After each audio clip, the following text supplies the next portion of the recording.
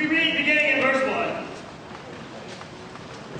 When the Lord brought back the captives of Zion, we were like men who dream.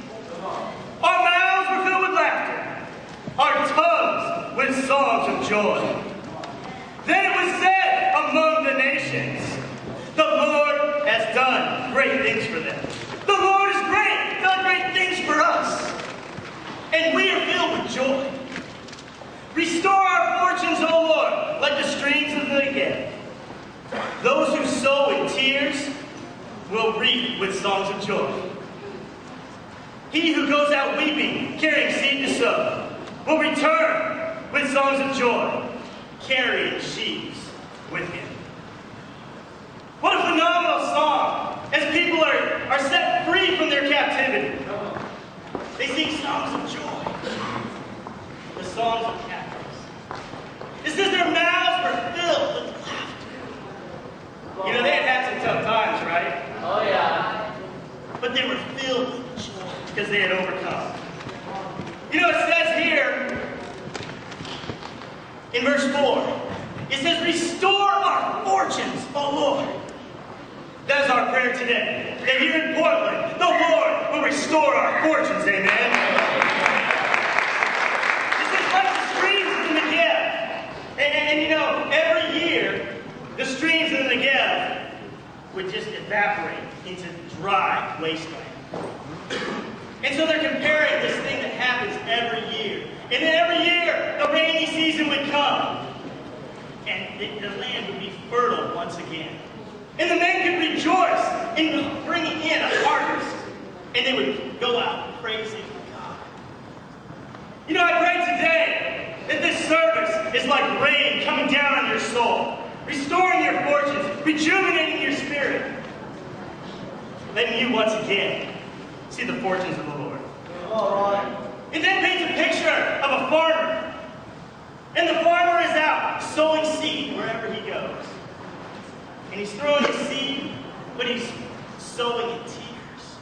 You know, it gets tough as a disciple of Jesus sometimes now, doesn't it? And you know, when the dreams all fall away, we're left in tears.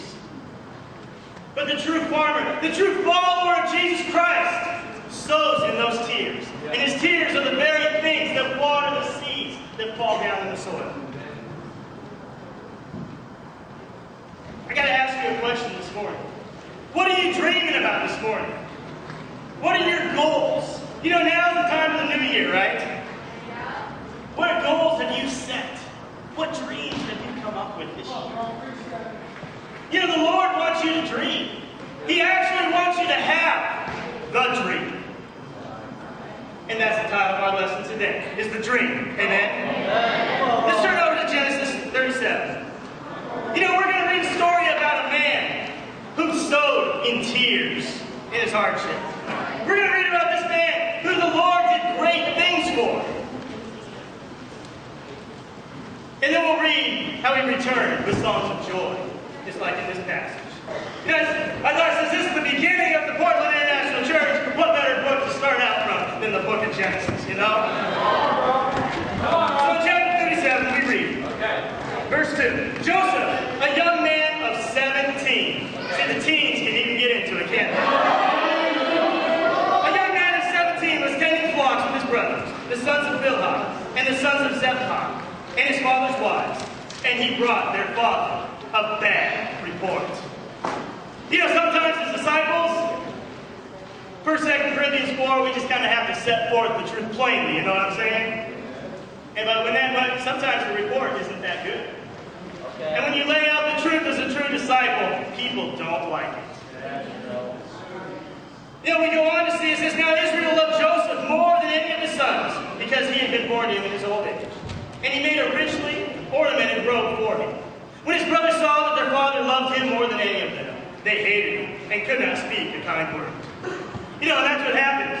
When you're dreaming big dreams, when you've got the dream, people don't like it. They actually become haters. You know, it says Joseph had a dream, and when he told it to his brothers, they hated him all the more. He said to them, listen to this dream I had.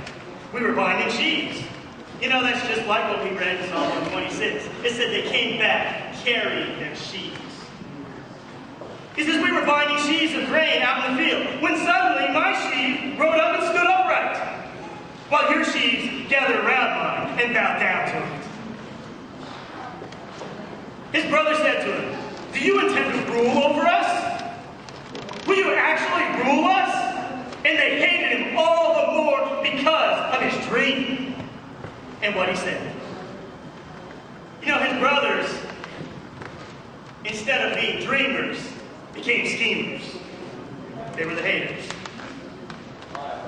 Then he had another dream, and he told it to his brothers. Listen, he said, I have another dream. And this time, the sun and the moon and the 11 stars were bowing down to me. When he told his father as well as his brothers, his father rebuked him and said, what is this dream you had? Will your mother and I actually bow down to the ground before you? His brothers were jealous of him, but his father kept the matter in mind. You know, people that have no vision become haters when the dreamers emerge. Come on, Ron. You know, this church is all about the dream. Right. Point number 1 today is the dream is dangerous. You know, let's go on to verse 17, and we're going to read about just how dangerous it was for Joseph. Starting right in the middle, it says, so Joseph went after his brothers and found them near Dothan. But they saw him in the distance, and before he reached them, they plotted to kill him. Here comes that dreamer, they said to each other. Come, now let's kill him, and throw him into one of the cisterns, and say that a ferocious animal devoured him. And then we'll see what comes of this dream. You know, the brothers, all their names are the names of the 12 tribes of Israel. You know, they were pretty important people, but they couldn't get past this dream because they didn't have the vision for it. And they hated him all more. And even from a distance, they all gathered together and they were talking with each other. And they go, let's kill him! Our own brother! Well, let's go on and see what happens. Verse 27. Come, let's sell him to the Ishmaelites and not lay our hands on him. After all, he is our brother. Our own flesh and blood. His brothers agreed. So when the Midianite merchants came by his brothers, pulled Joseph out of the cistern, and sold him for 20 shekels of silver to the Ishmaelites, who took him to Egypt. Wow. They hated the dream so much, they sold their brother for 20 shekels. You know, it says in verse 31, then they got Joseph's robe, slaughtered a goat, and dipped the robe in the blood. They took the ornamented robe back to their father and said, we found this. Examine it to see whether it is your son's robe. He recognized it and said, it is my son's robe. Some ferocious animal has devoured him. Joseph has surely been torn to pieces. Then Jacob tore his clothes, put on sackcloth, and mourned for many days. All his sons and daughters came to comfort him, but he refused to be comforted. No, he said in mourning, I will go down to the grave to my son. So his father left. Meanwhile, the Midianites sold Joseph in Egypt to Potiphar, one of Pharaoh's officials, the captain of the guard. You know, the schemers, they fooled everybody. They went back to the camp, and they told a nice story to get everyone's attention. And they believed a lie.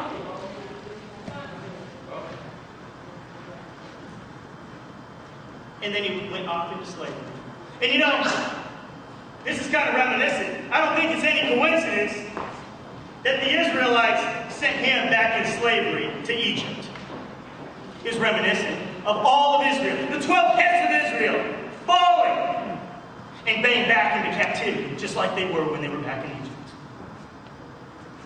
They fooled everyone. You know, it's no different today. No. When you have the dream, people are mad. You know, it makes me think. I can't think of any bigger dreamer that I know other than our brother Kim.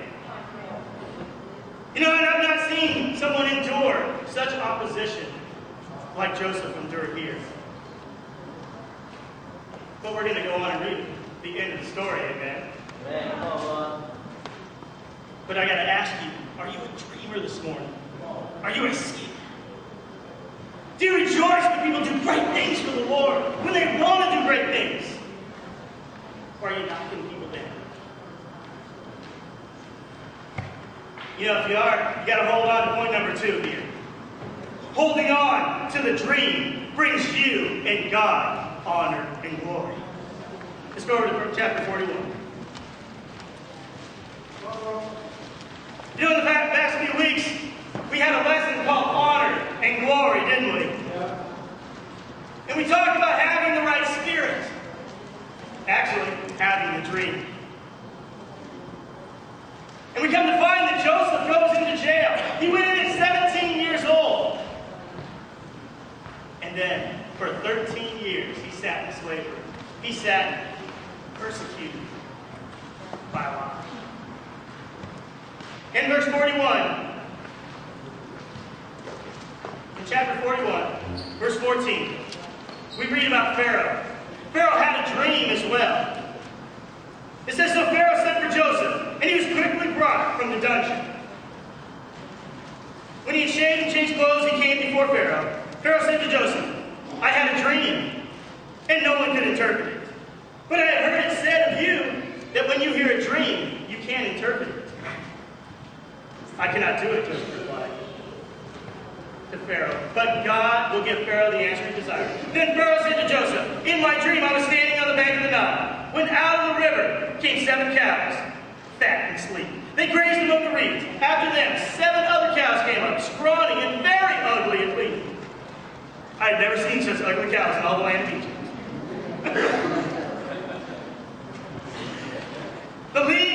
the lean cows. It says the lean ugly cows ate up the 7 fat cows that came up first. But even after they ate them, no one could tell that they had done so. They looked just as ugly as before. Then I woke up. What a dream! Verse 25, then Joseph said to Pharaoh, the dreams of Pharaoh are one and the same. God has revealed to Pharaoh what he's about to do.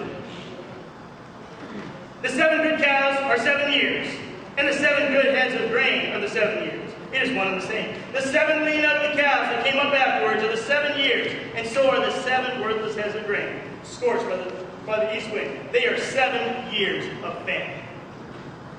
And you know, when you lose the dream of Jesus Christ, you have years of famine. So Joseph interpreted the dream. You see, he had held on for 13 years.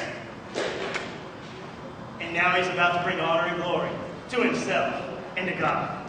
Come on. In verse 46, it says Joseph was 30 years old when he entered the service of the king. And we see that from 17 to 30, he suffered. How about you? You've been suffering a little bit lately? Things been a little tough?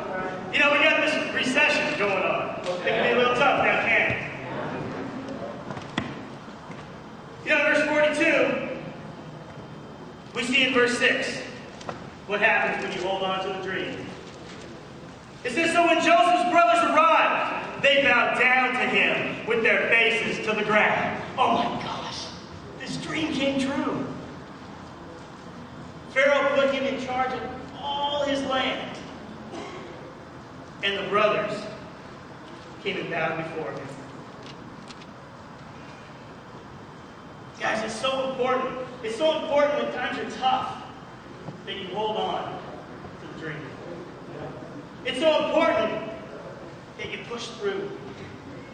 You see, that's the farmer sowing in tears. That's the farmer who's about to bring an enormous harvest. You know, it reminds me of a few people that we have here in Portland in our congregation. You know, we got James and Jennifer Haynes. We got Chris Schultz Xavier, Anne Marie, our faithful brother Nana. Come on. And we've got Jeremy and Amy. You know, when times got tough here in Portland, these guys held on to the dream. They said, we will not let things die here in Portland. There's a famine, but we're not about to have it happen here. They brought honor to themselves and to God. Amen? Amen. You interested in finding out how the story turns out? Let's turn out to chapter 45. That takes us to point number 3. The dream brings true believers together. And we see in chapter 45 what culminates from this story of suffering and persecution and lies and deception. In verse 4, then Joseph said to his brothers, come close to me. When they had done so, he said, I am your brother Joseph. The persecution, all the trials, they had worn on him to such a great extent, they couldn't recognize their brother. He says, I am your brother Joseph, the one you sold into Egypt.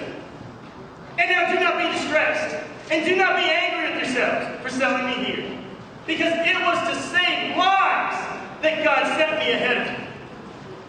2 years now, there has been famine in the land, and for the next 5 years, there will not be reaping or plowing. But God sent me ahead of you to preserve for you a remnant on earth, to save your lives by this great deliverance. And you know, these brothers and sisters that took a stand several months ago, they deserve honor, they deserve glory, and they have suffered so that every one of you can be here today. I want to give them a round of applause. Amen.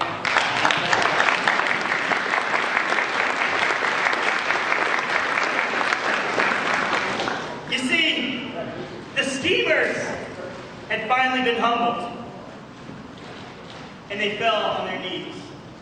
But you know, there's an incredible thing in this story. Joseph's entire family was brought back together. And you know, that's what happens when you hold on to the dream. Well, you know, what is this dream that we're talking about? Let's turn over to one of our passages that we learned in our first principle studies, John 13. And I think in here, it lies the dream of Jesus Christ that we're talking about here today, man. Chapter 13, verse 34. A new command I give you. Love one another. But are we just to love? No, because it's a new command, right? There's a condition on how we're to love. It says, love one another as I have loved you. So you must love one another. By this, all men will know that you are my disciples if you love one another. Guys, we got to be all about love. You see here, Jesus had a dream. What was his dream? That all men across the world would know about him. That's the evangelization of this world in our generation. Amen? That's the dream. But are you holding on to it? Do you even have it? No, no, to plead with you. If you don't have this dream today, get in the Bible with someone that brought you. If you're a disciple of Jesus Christ today, it's time to take our love higher and higher. Amen, church?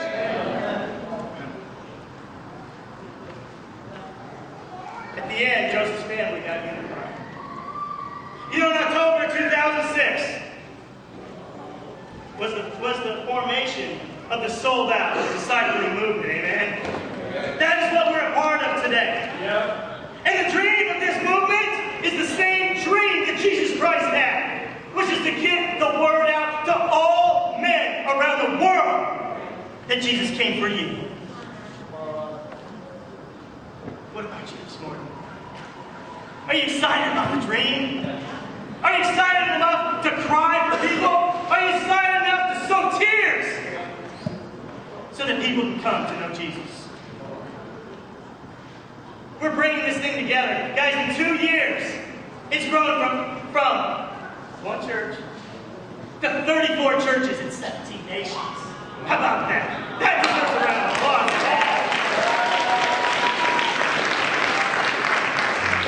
But you know what? This dream is only the beginning. Let's turn to 1 Corinthians 9. Point number 4, and our final point, is the dream is only the beginning.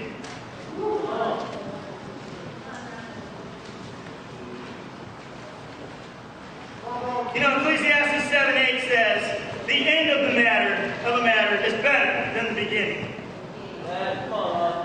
And I tell you, this dream, the end of this dream, is better than the beginning. We're going to go to 1 Corinthians 9, verse 19. Though I am free and belong to no man, I make myself a slave to everyone, to win as many as possible. To the Jews, I became like a Jew, to win the Jews.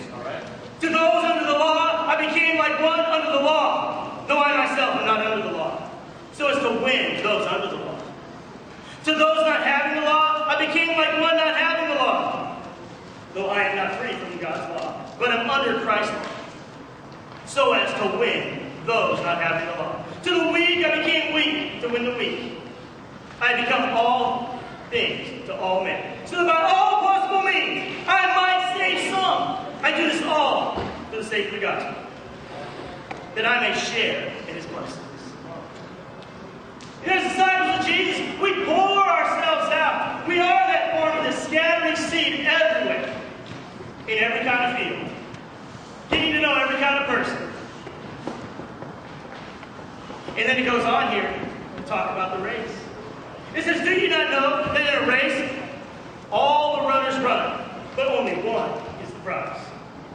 Run in such a way as to get the prize. Everyone who competes in the games goes into strict training. They do it to get a crown that will not last. But we do it to get a crown that will last forever. Therefore, I do not run like a man running aimlessly.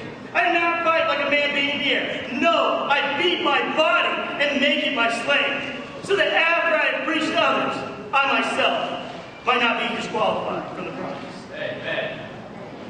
Run in such a way to get the prize. Yes. See, this morning, if you're a disciple of Jesus, if you're a true believer in Jesus Christ, you must run the race in order to get the prize. You know, too often, too many people, too many churches say they want to do something great, but their life doesn't reflect it. They're not running in such a way as to get the prize. Arguing over doctrine, building paneled houses, having meeting after meeting, talking about what to do, but never actually getting out to do the work. You know, some say, I want to be an evangelist. Well, you better get up and start leading, amen? Some say, I want to be a women's ministry leader. And you better start ministering to the women. Some say, I want unity. And it's time to stop arguing and start coming together, amen? Some say, I do have a dream. I want world evangelism. Then I say, it's time to get off the sofa, stop watching 24, and get out and make disciples.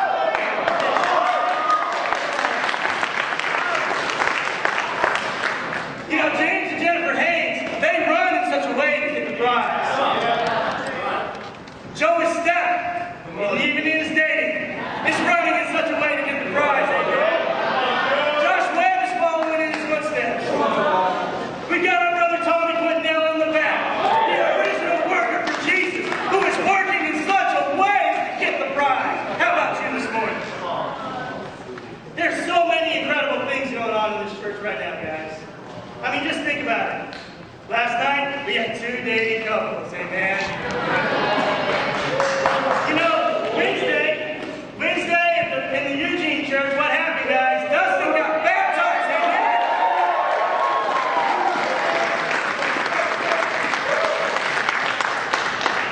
This week, all the campus for Portland finally came together. And in our very first Bible talk led by J.B. Farley, there were 14 people who came out to find out.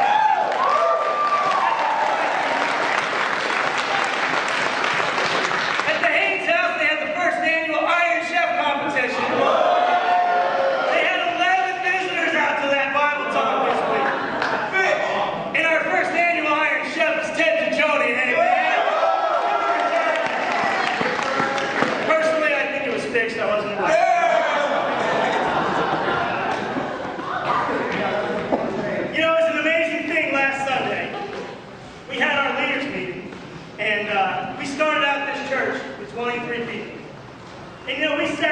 meeting last week, and there were 24 people in that meeting, 2 months after starting this church.